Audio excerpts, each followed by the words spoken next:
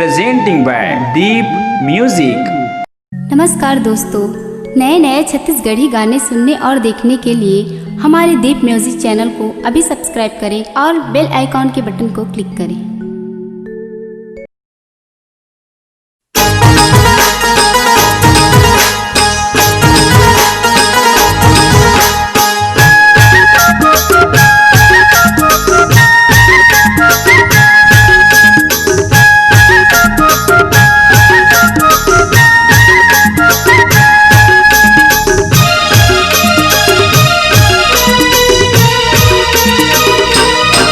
गोरी रूप दिखे हो जैसे चंदा चकोर, तोरे रूप दिखे हो जैसे चंदा चकोर।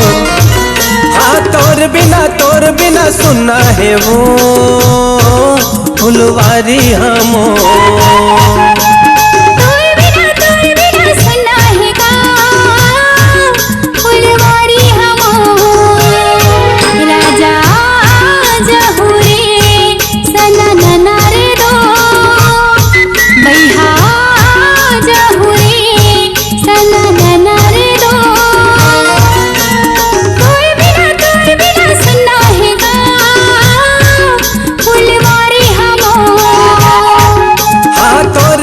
तोर बिना सुना है वो फुलवारी हमो।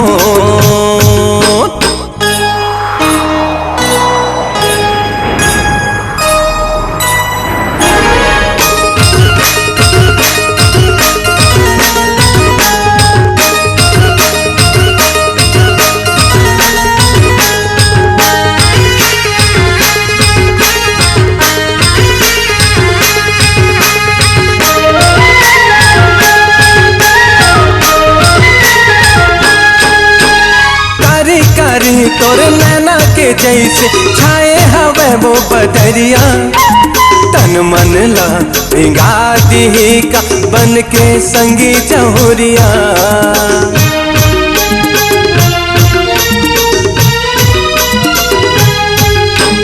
कारी कारी तोर नैना के ऐसा छाए है कारी बदरिया, तन मन ला भिगो दी का बन के संगी चहुरिया। तन मन ला भिगो दी का बन के संगी चहुरिया। जोहिनी लागे हो छाए घटा घन घोर, नीक लागे वो छाए घटा घन घोर। हाँ तोर बिना सुना है रे फुलवारी हमो।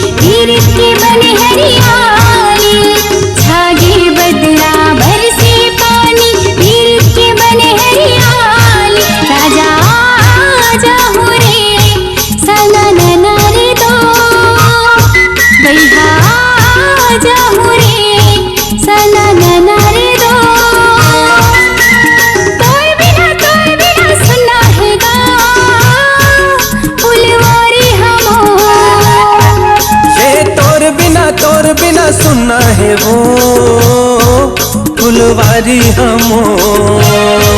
राजा जहुरे सनन रे रो, बैहा जहुरे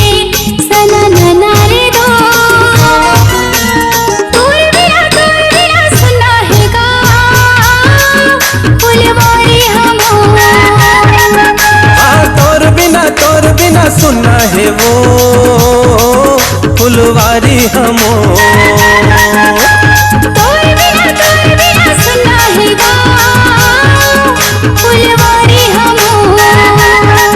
हाँ तोर बिना सुना है वो फुलवारी हमो।